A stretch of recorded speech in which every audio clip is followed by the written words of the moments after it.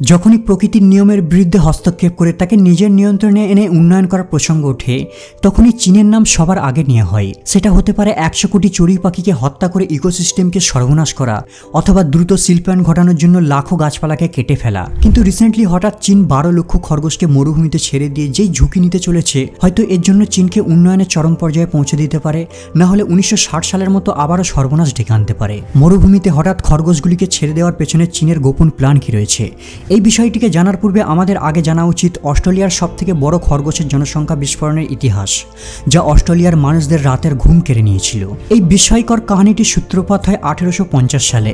সেই সময় অস্ট্রেলিয়াতে জনসংখ্যা ছিল খুবই কম, আর এই সময় অস্ট্রেলিয়াতে ব্রিটিশাররা উপনিবেশের উদ্দেশ্যে পা রাখে। কিন্তু ব্রিটিশারদের অস্ট্রেলিয়াতে নিজের দেশের মতো ফিল হতো না। 1859 সালে থমাস অস্টিন নামের একজন ব্রিটিশার অস্ট্রেলিয়া আসে। অস্টিন একজন ভালো শিকারীও ছিল। সে দেখে এখানে শিকার করার মতো অসংখ্য প্রাণী রয়েছে, কিন্তু সেখানে তার পছন্দের শিকারের তালিকায় থাকা প্রাণী খরগোশের একটাও অস্তিত্ব নেই।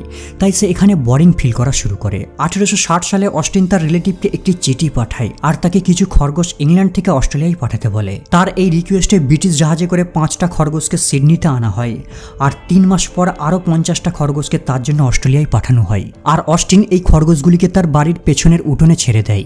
কিন্তু অস্টিন জানতো না যে এই খরগোশগুলি অস্ট্রেলিয়ার ওয়েদার কন্ডিশনকে দ্রুত বংশবিস্তারের জন্য সুযোগ নিতে চলেছে। আসলে খরগোশের জন্মসূত্র ইউরোপে। এদের রিপ্রোডাকশন হয় গ্রীষ্ম আর বসন্তের সময়। প্রচণ্ড শীতে এরা বাচ্চা জন্ম দিতে পারে না, কিন্তু অস্ট্রেলিয়ার ক্লাইমেট এক্সট্রিম না। এখানে টেম্পারেচার সারা বছর 20 থেকে 25 ডিগ্রি সেলসিয়াসের মধ্যে থাকে, আর এই কারণে তারা সারা বছরই বাচ্চা জন্ম দিতে পারে। আপনি শুনলে অবাক হবেন, একটি ফিমেল খরগোশ বছরে 70 থেকে 168টি বাচ্চা জন্ম দিতে পারে। এই কারণে মাত্র 2 বছরের মধ্যে অস্টিনের প্রপার্টিতে কয়েক হাজার খরগোশের জন্ম নেয়, আর 50 বছরের মধ্যে অস্টিনের এই পছন্দের 53টি খরগোশ সমগ্র অস্ট্রেলিয়ায় ছড়িয়ে পড়ে। এই ফটোটিকে 1920 সালে ক্যাপচার করা হয়। বুঝতেই পারছেন এই খরগোশগুলি কী হারে বংশবিস্তার করেছে। মাত্র 60 বছরের মধ্যে এদের সংখ্যা বেড়ে দাঁড়ায় 10 বিলিয়ন। এদের দ্রুত হারে বংশবিস্তারের আরও একটি কারণ হলো অস্ট্রেলিয়ায় তাদের শিকার করার জন্য সেরকম কোনো ন্যাচারাল শিকারী প্রাণী নেই। ধীরে ধীরে অস্ট্রেলিয়ার সিচুয়েশন করুণ হতে থাকে। এরা পুরো অস্ট্রেলিয়া মহাদ্বীপের ফসল নষ্ট করা শুরু করে দেয়। মাঠের পর মাঠ এরা ফসল নষ্ট করে মরুভূমি বানিয়ে দিত। এরা এমনকি লোকের বাড়ির ভিতরেও ঢুকে পড়তো, আর সেখানেও তারা অত্যাচার শুরু করে দেয়। আর তার থেকেও বড় সমস্যা হলো এদের সংখ্যা দিনে দিনে বেড়েই চলেছে। শুরুর দিকে এদেরকে শিকার করার জন্য সরকারকে টাকা দিতে হতো, কিন্তু এদের অত্যাচার এতটাই চরম পর্যায়ে পৌঁছে যায় যে এমনকি এদেরকে মারার জন্য সরকার শিকারীকে টাকা দেওয়া শুরু করে। সরকার ঘোষণা করে যে যত বেশি খরগোশ হত্যা করবে তাকে তত বেশি টাকা দেওয়া হবে।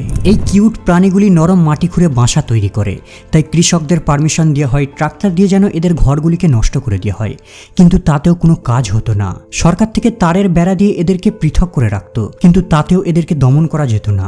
রীতিমতো অস্ট্রেলিয়ান আর খরগোশদের মধ্যে এক প্রকার যুদ্ধ শুরু হয়ে যায়। এদেরকে মারার জন্য উপর থেকে ছোট প্লেনে করে এক্সপ্লোসিভ ছোড়া হতো, কিন্তু তাতেও এদের বংশকে ধ্বংস করা সম্ভব হয়নি। এই সময় কিছু এক্সপার্ট মন্তব্য করা শুরু করে যে যদি এভাবে খরগোশ বংশ বিস্তার করতে থাকে তাহলে এখানে জনগণেদের খুব জলদি দেশ ত্যাগ করতে হবে। তাই এদের বংশকে দমন করার জন্য বিজ্ঞানীরা বিভিন্ন ধরনের ভাইরাস তৈরি করা শুরু করে। সর্বপ্রথম এদের শরীরে মাইক্সোমেটোসিস নামের ভাইরাস ইনজেক্ট করে জঙ্গলে ছেড়ে দেওয়া হয়, আর এই ভাইরাসের কারণে খরগোশ অল্প দিনের মধ্যেই মারা যেত। এই ভাইরাসটি খরগোশদের মধ্যে এত দ্রুত ছড়িয়ে পড়ে যে প্রায় 1 বিলিয়ন খরগোশ মারা যায়। আর এমন একটা সময় আসে যে অস্ট্রেলিয়াতে কেবল মৃত খরগোশের স্তূপ দেখা যেত, আর এদের লাশকে কালেক্ট করে মাটি খুঁড়ে পুঁতে দেওয়া হতো। কিন্তু বেঁচে থাকা খরগোশেরা মাত্র 2 বছরের মধ্যে ভাইরাসের বিরুদ্ধে ইমিউনিটি ডেভেলপ করে ফেলে। 1948 সালে RHD নামের আরও একটি ভাইরাস প্রয়োগ করা হয়, আর এই ভাইরাসের কারণে খরগোশদের 48 ঘন্টার মধ্যে মৃত্যু হয়ে যেত। এই ভাইরাসের কারণে 1990-এর মধ্যে প্রায় 90% খরগোশের সংখ্যা বিলীন হয়ে যায়।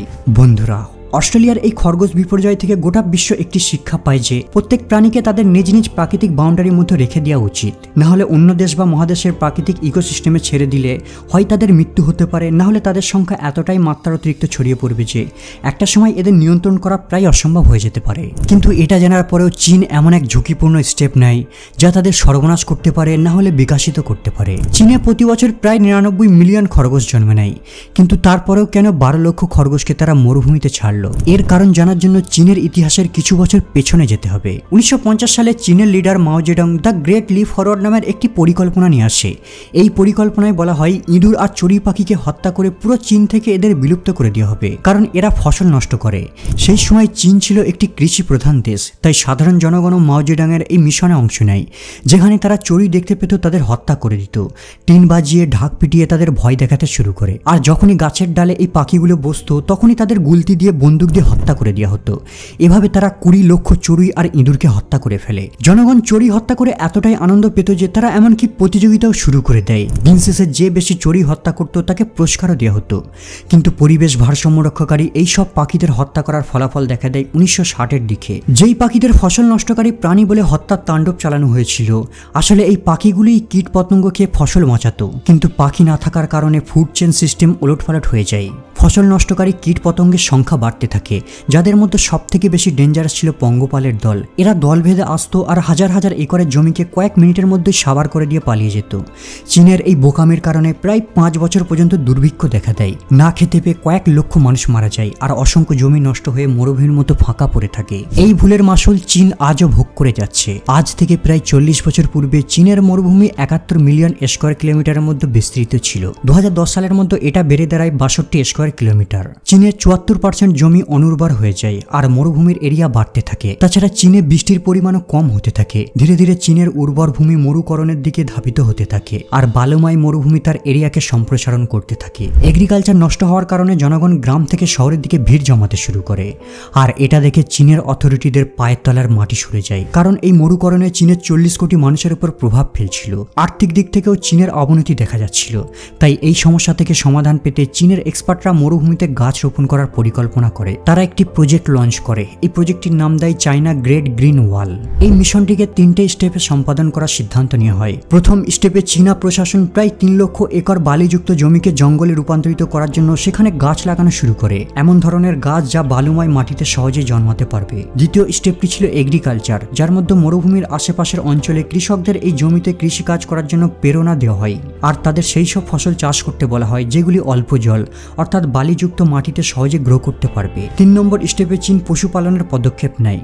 প্রথমে বৃক্ষরোপণ, তারপর চাষবাসকে প্রমোট করা হয়। আর এখন ইকোসিস্টেমকে কমপ্লিট করার জন্য শেষ টেকনিকটি বাকি রয়েছে, যা পশুপালন করা।